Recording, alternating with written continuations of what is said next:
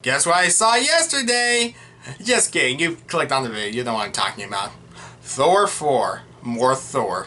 So, Thor 4, More Thor is written by... Thor 4, More Thor is written by Taika Waititi and Jennifer Kaytin Robinson, with Waititi returning as the director of the previous Thor movie, Thor Ragnarok, which was definitely a good sign since Ragnarok is the best Thor movie, unless you didn't find it funny. I laugh my ass off still when I rewatch it, and I get it, people who are tired of the MCU relying on humor to avoid taking things too seriously since movies can have comedy, but for me, most of the time it's balanced out, and I can't really say what works or not. I can't really say what works or not since, comedy is objective, But for me, most of the time, it's balanced out. And I can't really say what works or not without being without being a personal opinion that, rather than an objective issue. Since if there is any MC movie I had that with the comedy didn't work for me and took away my enjoyment watching it, would be Avengers Endgame. No, it would be Avengers Infinity War. Ant-Man and the Wasp, Spider-Man Homecoming. I know why. Look, I just didn't think the jokes worked there. I didn't hate this movie. I just didn't find it funny. And I like all comedy is just subjective. So I could be wrong, but I'm also right at the same time. And so whether it makes you laugh or not, it's up to you. I still love the Guardians of the Galaxy movies, and which are hilarious, and many other MCU movies as well. And superheroes don't need to be 100% taken seriously as the Batman did, but it should be what works that works. Okay? Do what you think works the best for your movie on its own. This movie I thought had so much potential. The cast, the characters, where this would bring Thor next as a character. I'm not 100% sure what he's like in the comics, but in terms of the movies, he's made seriously in the first Thor movie, way too serious in the Dark World, but Waititi brought new life into the character, and added much more humor, which works in the Ragnarok since the character felt the same, but, here the character is different, for better and worse. The trailer pretty much set up that after all Thor's been through, I mean, he has been through a lot in terms of hardship and losses. The next step for Thor would be finding inner peace or happiness again. In Endgame, he faced a real depression that was relatable and tragic, and many fat jokes towards him, but still, I like the idea that after Thor's arc in the three movies, that despite different directors and writers were setting out, Thor would become the rightful king of Asgard. And then after Endgame, he passed the leadership role to Valkyre to join the Guardians of the Galaxy because reasons, but I honestly forgot why. But picking up where that left off, should have worked so much better. So with that said, what's the movie about? Thor, played by Chris Hemsworth once again, is on a new journey to find inner peace and happiness, as I said, as his adventures with the Guardians of the Galaxy become Thor's distraction since he's still suffering the pain and sorrow he's faced in the past. But all that changes when something new and different and dangerous comes. Gorr, the God Butcher, played by Christian Bale, holds the Necrosword and will use it to kill all the gods in his quest for revenge for all his own pain and loss. When Thor discovers this, he parts ways with the Guardians of the Galaxy because... I guess it's because it's a Thor movie. The Guardians of the Galaxy being side characters would be a bit distracting, I guess. More on that later. Thor returns to Earth at New Asgard, where he discovers the person he loves the most, Jane Foster, played by Natalie Portman, who broke up with him, now wields his old weapon, Mjolnir. Mjolnir,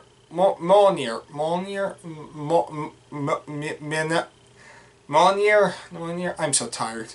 And is now Lady Thor. Or, Mighty Thor, as she would like to be called. Not knowing she had sought out his hammer since she has cancer. Yet despite the past problems, they two agreed to work together to stop Gorr, joined by Thor's other compatriots, Valkyre, played by Tessa Thompson, and Korg, played by Taika Waititi, to stop Gorr before he butchers all the gods. This should be amazing. Instead, it's just good. It's one of those movies that isn't bad, but you can only really talk about what is bad. People had so many problems with the tone. I saw some people compare this to Batman and Robin. Yes, by Joel Schumacher. In terms of how bad it is, it's not even that close to that bad. But yep, it's a problem here. I'm really surprised since I've seen not only many other MCU movies do this well, but Taika has done fantastic jobs with his other movies like What We Do in the Shadows and Jojo Rabbit, where it's satirical, but they're still hard characters to care about. I do care about these characters, but they are not portrayed at their best, or except maybe Jane here. I know many people see Jane as just a love interest in the air movies and pointless, since she wasn't, and so pointless she wasn't even in Thor 3, but I always liked her. I still hate Kat Dennings' character in MCU, but I like Jane, and this return for the character is done way better despite some awkward story issues that were done well from beginning to end. What about Thor and Gorr, though? I just realized their names rhymed, kind of ish. I don't know. Look, I know many people who also said Thor was a dumbass in this.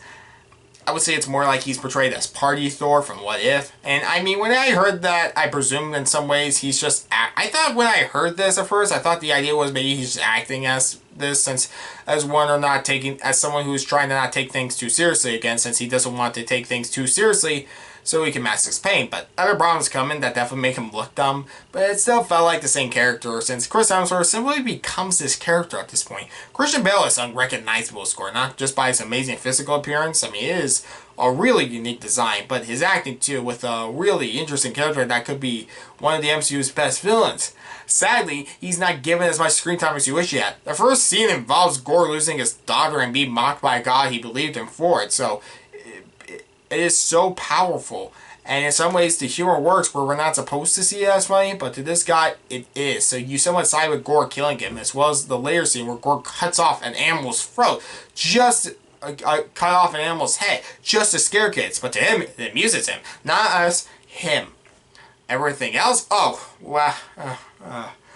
If this was funny, it could have been better, but it's not. I don't know why. I did laugh a few times, but a lot of jokes just didn't work. Like the play scene from Ragnarok has the same cast of cameos from that movie, but goes on for way too long, so there's no point. The most annoying running joke is where Thor wants to reunite with his old weapon, but somehow his current weapon, his axe, I don't know what it's called. Oh yeah, Stormbreaker, somehow has a mind of its own now. Like, I don't know, it's just an axe. Yet there's this love triangle between Thor, his hammer, and his axe, and it's so annoying. Yet there's this...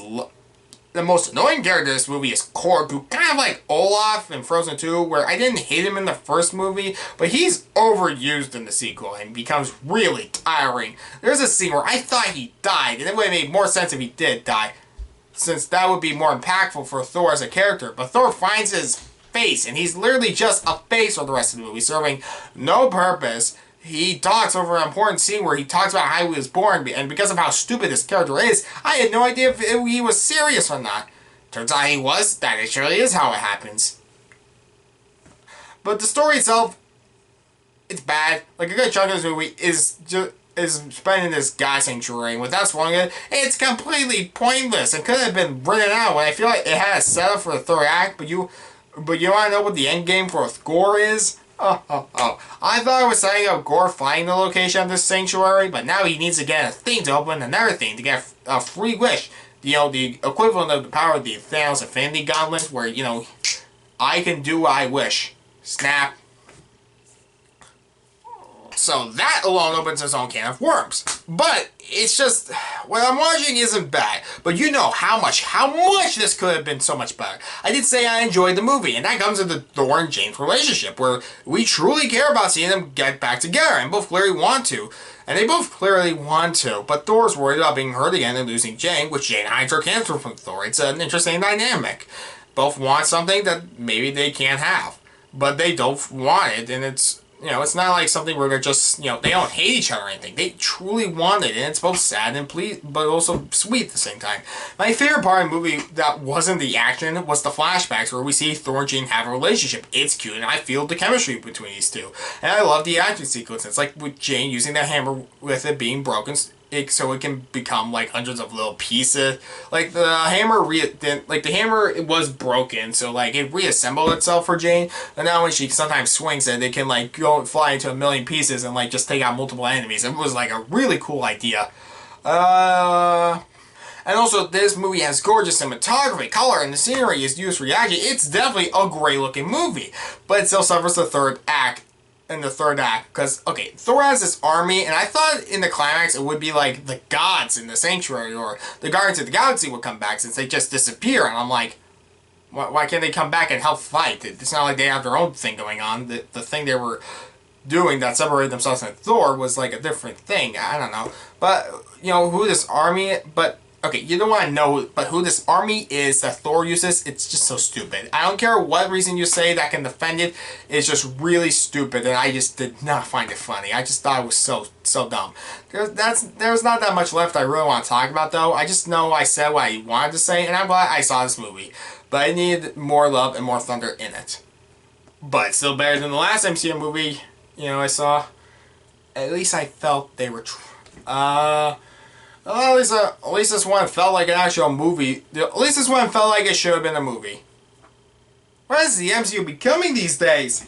I give Thor Love and Thunder a 7.5 out of 10.